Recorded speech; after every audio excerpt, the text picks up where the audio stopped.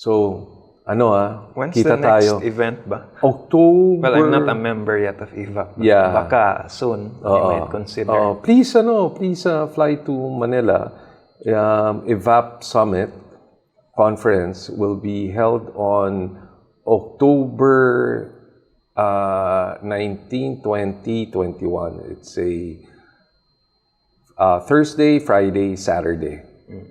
So, yon. So, a lot of participants. Kung last year, marami na, di ba, nakita natin. Yeah. Mas marami pa ngayon. Mas marami pa ngayon. May maraming mga iba-ibang launches of new electric vehicles. So, hopefully, yung mga viewers mo can fly to Manila or go to Manila, SMX, during those dates. And you'll see new EVs. Sa EVAP now, how many members na ba kayo? I know I met a few of the pioneers, sila Edmond, sila Ferdy. Yeah. And a lot of new ones, especially yung mga suppliers ng mga charging stations. Ayun, marami. And then, maraming sa mga IT, kasi may software side ang EV yung sa mga applications so marami rin nag-attend and at saka yung mga new EV distributors I think they're more on the leasing side so I don't know if they're selling yung mga gray market may sumali rin sa EVAP. Maraming benefits and hopefully you can join us. I'll consider. I'll think about it. Yeah, marami kang new information and then the network is there. And then we also help the government give our stance on certain issues. At least with EVAP, we're one whole collective group na ito yung gusto sana namin sa industry. Kaya yung voice, no? Yes. You're the voice. And EVAP also is affiliated dun sa ASEAN rin naman with the same group in Thailand. I just came from that trip we attended the conference, EV Association of Thailand conference, Bangkok.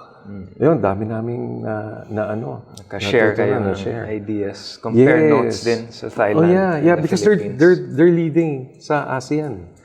Mas marami na silang mga EVs, mas marami silang mga charging stations. So they share yung mga learnings nila. Okay. So yun. So magandang EVAP. Hopefully more people will join. Yeah. Given your vast experience with the different sectors, industries, what's the most interesting for you or anong pinaka-favorite mo from all you've been through? I've enjoyed my journey so far. I've enjoyed my journey. In Shell, basically on the retail, and also in the petroleum business. So I've learned a lot of skills, tools that I can use, and then yung network, yung people that you know from different industry too. Sa Jollibee naman, basically yung mga strategy, I had a very good boss in Jollibee. I learned a lot from him. And sino? Si Tony ba yan? Si William. Okay. Si William. So, he's strict, but he's very, creative, and he's very smart. So I learned a lot of things from him, especially in handling people, in doing strategies, in planning. So yeah, yung mga bosses ko, both in Shell and in Jollibee, really contributed to my skills in where I am right now. So I'm very grateful to them. And also to my colleagues. Kasi syempre, you also learn from your colleagues, you share. So yung journey na yon, basically taught me, I think ang pinaka is how to be humble. So you can achieve great things. Kailangan yung humility. Oh, yung humility Pag lumaki ulo, correct. It's like you become blind. Correct. And also sometimes you don't listen to your people anymore or to diba, to others. Mayabang na. Mayabang na. Nakala mo kaya mong gawin all the time. Na. Yeah. And you need people to achieve those stuff. Diba? You achieve yung yung goals mo. Na-realize ko yan, hindi kaya isang tao. You need people talaga. Yes. Especially if you want to grow your company, you cannot do it alone. Okay. In Jollibee, what was your main function? So I was in corporate real estate. So we were the ones coming up with plans on how to build more stores, okay, and where to build them, where to place the stores parang, to sa amin, maximize. Parang dealer dev yan. Yes, dealer development, basically. Okay. So how many branches na ba nationwide si Jollibee? Hindi ko na alam, pero number one na. Compared sa other fast food chains. Yeah, and then ang gusto ko dun kay Jollibee, meron siyang vision to be the top 5 food retailer in the world. Yeah, it's present and in then, other countries na, di ba? They're very and they're achieving it slowly, gradually. Lumalaki na ngayon. Yeah. In terms of branding, I think the message is quite clear also. Yeah, so that's right. And the taste consistent talaga. Correct. Favorite ko, Chicken Joy. Chicken Joy, yeah. And not only Filipinos are loyal to Jollibee, but also other people, yung mga mga puti, mga itim, embraced it also. Yeah, they've embraced it. So Jollibee for me, it's gonna be a global brand. It's gonna be a global company, and it's going there. It's there already, I believe. And what about Shell? What was your... Yeah. Umikot ka sa Shell? Because 20 years, I imagine, circulated different roles. Yeah. So, one thing about Shell, it's you always learn something new. Okay, it's not boring. It's not a boring company. People are so nice. We have very good and very intelligent leaders. So I've enjoyed my time in Shell. So it's one of the best companies in the world. Paano tong oil prices issue? Because it's still quite expensive now. How do we address this? This was due to, di ba, yung Ukraine war. Yeah, and the oil cartel or the oil OPEC, not oil cartel, the OPEC is trying to reduce their what do you call this, their production. Paano so that's why going EV. Diba? Yeah. So if less people will fill up their tanks and just go EV, diba? So that's one. Pero we can still lower ba yung price, no? Anytime soon, you think that can happen? Problema kasi sa atin, sa Pilipinas, we're not, we do not produce our oil, or we do not, wala tayong masyadong oil fields, di ba? So, tayo, oil importer tayo. So, open sa fluctuation sa foreign exchange, ganun, aakyat yan, di ba? Hindi makasupply dun sa mga ating supplier, aakyat yan. So, marami. So, I think one way to do that is go EV. Go EV. More voice pa for that advocacy. Para mas less, di ba? Mas less. And then government will use less dollars to buy oil. So, itong pera na matitipid ng gobyerno, dalhin sa agriculture. Yeah. Diba? Yan napansin namin. I think it's more on rice production, diba? Mga staple production, agriculture talaga. And in a way, manufacturing. Pag hindi tayo, kung masyadong maliit yung manufacturing industry natin, wala mangyayari. Diba? Kasi manufacturing, it creates jobs. Diba? It creates jobs. Pwede tayo mag-export. So, yun. Yeah. And maraming mga matatalinong mga Pilipino, masisipag, diba? Just give them the opportunities.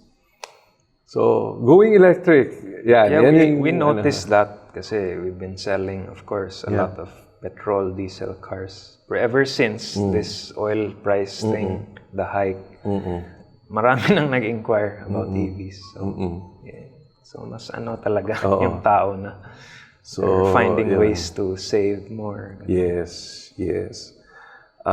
So yun, and hopefully, kung mag-EV na tayo,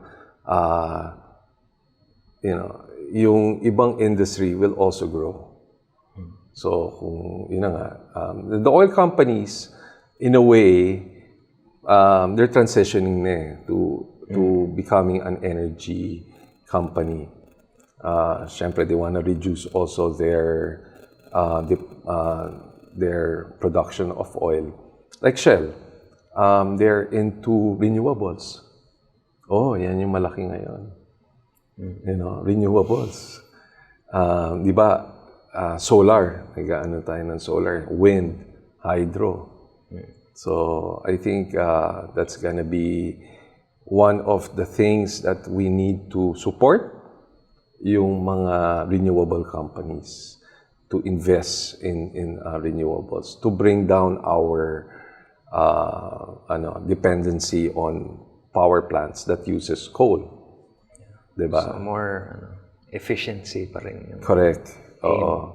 Kasi nga, like for example, sinasabi, may EV ka nga, hindi nga lumalabas sa tambucho mo yung carbon, lumalabas dun sa power plant. Diba? As of now, might be true, but kung maraming mga taong mag-EV, di ba, mas less na yung mga pollution sa kalye, sa at least focus na lang doon sa power plant. But yung power plant mo ngayon, kung ma-reduce mo rin yung production mo doon and focus more on renewable, solar, di ba, yung energy source mo, then, di ba, that will contribute. Marami na. Ang Pilipinas is one of slowly but surely. Yeah. Kasi I've heard some ideas, medyo far-fetched pa eh. Hindi pa time or it's too, hindi pa ganun ka-feasible or realistic. Mahal pa, in a way. Then it comes out more expensive. Yes. Pero again, everything is economies of scale. So, the more solar farms, the more rooftop solar that we can do, the better. It will reduce yung ating dependence on electricity, basically, because we can create our own source of energy.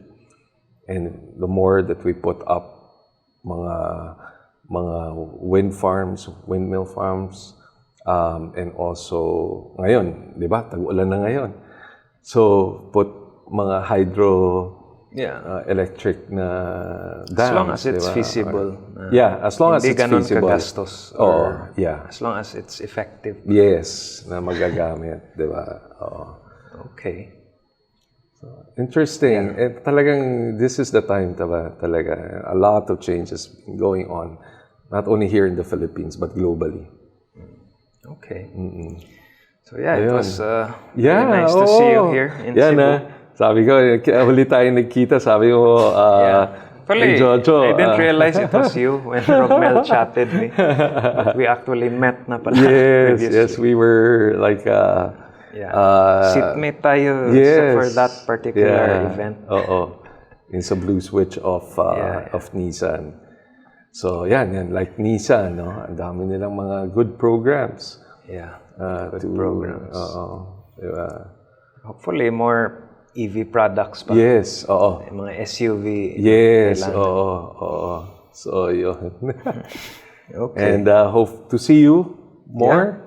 And I'm happy that people like you, very young, very we're open-minded naman. And of course, we really wanna listen. Of course, hindi naman kami shut off or stuck in the past. Diba? We want dynamic ways to really make an impact. Oo. Kaya nga, sumali ka rin ng EVAP. Hopefully, Sige, sa next, in Manila the future, you'll be our president. Medyo far pa yan. I'm not sure, pero tingnan natin. Sige, Okay, so it was great yeah, having this same here. conversation. It was a pleasure. Yeah. Okay. Yeah, thank you. Thank you, Thank you so much. Salamat. Thank you. Ay, lastly pala. Yeah. Would you want to give a message to the viewers? Oh, yeah. So, Lastly. yeah. Or advice to give the next generation? Or Yeah. So, yeah. more Firstly, confidence for electrification? yes. Thank you, Mike. Yeah. Thank you for inviting me in your podcast. No? And hopefully we can do more of these in the future. Different maybe topics. a panel. Yeah, maybe we can have a panel to discuss. Yeah. So my message basically is let's embrace itong electrification. No? I believe this has benefits not only to the Philippines but also globally, and have our small contribution in fighting itong climate change because we're experiencing it right now. Yung mga ulan, and in fact in Libya, ang dami namatay. It's like mga 11,000 already, and because of climate change. So hopefully we can do our part. So yes, those motorists, drivers that haven't experienced driving an EV, please do so. Sinasabi nga nila, once you've tried driving an EV, you won't go back anymore driving an ICE vehicle. So, yun. So, thank you. Thank you. Yeah. Thank you sa team mo. Yes. Yeah. Keep in touch. And, yes, we'll do. Hope to see you more yes, in the future. Kwentuhan ulit tayo. Kwentuhan. Yeah. Thank you. Okay, thank you. Okay.